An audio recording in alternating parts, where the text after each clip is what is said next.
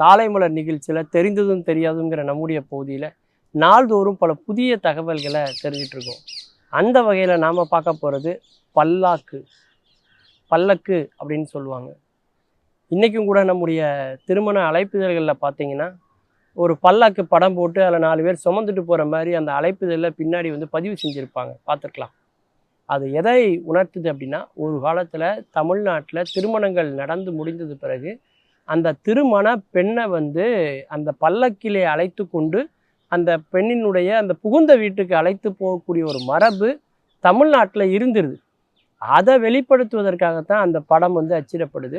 இன்றைக்கி கால மாற்றத்தினால நம்ம அந்த மாதிரி பல்லக்கு பவனிலாம் எதுவும் பண்ணுறதில்ல.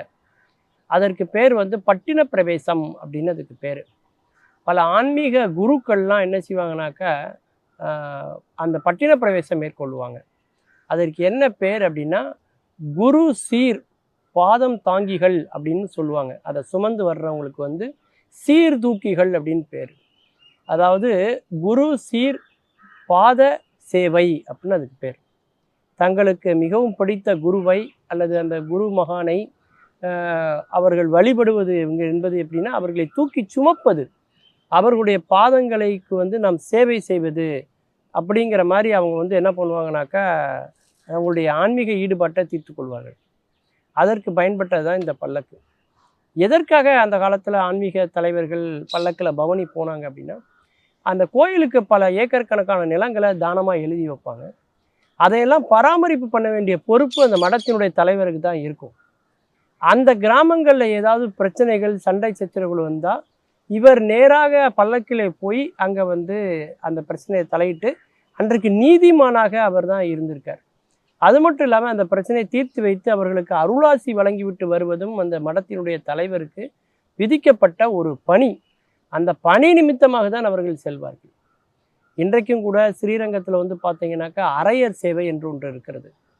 அதாவது பெருமாளை பற்றிய பாடல்களை எல்லாம் திருச்செவியில் விழுகிறபடி அவர்கள் பாடிக்கொண்டே இருப்பார்கள். அதற்கு பேர் தான் அரையர் சேவை. இன்றைக்கும் கூட ரா 10 பகல் 10 கூட நீங்கள் அந்த பல்லக்கை பார்க்கலாம். ஒரு காலத்தில் அந்த அரையர் சேவையை செய்தவர்களை எல்லாம் அது முடிந்த பிறகு கோயிலிலிருந்து அவர்கள் வீடு வரைக்கும் பல்லக்கிலே அழைத்து சென்று போவது மரபாக இருந்திருக்கிறது. அது மட்டுமல்ல, காஞ்சி மகா பெரியவர் கூட ஒரு முறை சர்ச்சை எழுந்த பொழுது, விமர்சனம் வந்த பொழுது, எனக்கு பல்லக்கு வேண்டாம் என்று அதை தவிர்த்து விட்டு நடந்தே பாத யாத்திரையாக போன ஒரு ஞானிக்கு உண்டான அடையாளத்தோடு வாழ்ந்தவர் மிகப்பெரிய ஒரு மகான் அப்படின்னு நம்ம காஞ்சி மகா பெரியவரை இன்னைக்கும் நம்ம புகழ்கிறோம். அதே மாதிரி சிதம்பரம் நடராஜர் கோயிலில் கூட பார்த்தீங்கன்னா உமாபதி சிவம் என்ற ஒரு மிகப்பெரிய ஒரு ஞானி, அவர் வந்து பல்லக்கிலே போய் கொண்டு இருக்கிறார். அப்போ பல்லக்கில் என்ன மரபு அப்படின்னா, இரவு நேரத்தில் தீப்பந்தம் பிடிப்பாங்க. அதே மரபை ஃபாலோ பண்ணணும் அப்படிங்கிறக்காக பகலிலும் தீப்பந்தம் பிடித்து கொண்டு போனார்.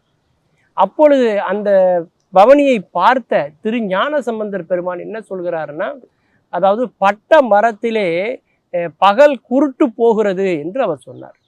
அதாவது பட்ட மரம் என்றால் மரத்தை வெட்டி விட்ட பிறகு அதில் பல்லக்கு செய்வாங்களே, அதில் சொல்லி இந்த நேரத்தை பகலில் கூட கண்ணு தெரியலையா என்ன, எதுக்காக இப்படி இந்த மாதிரி பகல்லே தீவந்து பிடிச்சி போகிறாங்க, அந்த எண்ணம், அந்த வார்த்தை அவர் காதிலே விழுந்து விட்ட பிறகு அவர் இனிமேல் எனக்கு பல்லக்கு வேண்டாம் என்பதை தவிர்த்து விட்டு அவர் வந்து ஞானியாக மாறினார் என்று நம்முடைய இதிகாசங்கள் சொல்லப்படுகிறது. அதேமாதிரி குழந்தை ஞானசம்பந்தர் பெருமான் வந்து திருநாவுக்கரசரை பார்க்க வேண்டும் என்று ஆசைப்படுகிறார். அப்பொழுது அவரை தேடி போகிறார். போகிற போது இந்த ஊரில் தானே திருநாவுக்கரசர் இருக்கிறார், எங்கே இருக்கிறார் என்று பல்லக்கிலே இருந்து கொண்டு கேட்கிறார் ஞானசம்பந்தர் பெருமான். அப்போ இதோ கீழே இருக்கிறேன் என்று சத்தம் வருகிறது. யார் என்று பார்த்தால் இவர் யாரை வணங்க வேண்டும், யாரை பார்க்க வேண்டும் என்று போகிறாரோ அவரே இவருடைய பல்லக்கை சுமந்து கொண்டு வருகிறார். அப்போ ஞானசம்பந்தர் பெருமான் வந்து நாவுக்கரசரை பார்த்து அப்பர் என்ற ஒரு வார்த்தையை அவர் வந்து அழைக்கிறார். அந்த அளவுக்கு மேன்மையான ஞானிகள் எல்லாம் வந்து உயர்த்தியது எது என்று சொன்னால் இந்த பல்லக்கு சேவை என்று சொல்லலாம். இந்த பல்லக்கு சேவை வந்து பார்த்திங்கன்னா இன்றைக்கி கால மாற்றத்தினால பல்லக்கு தேவை இல்லை அப்படிங்கிற மாதிரி மாறினாலும் கூட அந்த காலத்தில் அரச குடும்பத்தை சார்ந்தவர்கள், இராசாங்க அதிகாரிகள், திவான்கள் போன்றவர்கள் எல்லாம் பயணம் செய்யக்கூடிய ஒரு கருவியாக, ஒரு வாகனமாக பல்லக்கு இருந்திருக்கிறது. அதை முத்து பல்லக்கு என்று பல்லக்கில் பல வகைகள் வந்து சொல்லப்படுவதனாலும் கூட அதை சுமந்து வருகிறவர்களை வந்து இன்றைக்கும் கூட சபரிமலையில் பார்த்திங்கன்னா டோலிகள் அப்படின்னு சொல்லுவாங்க. அது நடக்க முடியாதவர்கள், மலை ஏறி போக முடியாதவர்களுக்கான ஒரு சேவையாக இன்றைக்கும் அது வந்து வழங்கப்பட்டு வருகிறது. மீண்டும் பல புதிய தகவல்களோடு அதில் அறியப்படாத பக்கங்களோடு உங்களை சந்திக்கிறேன். நன்றி, வணக்கம்.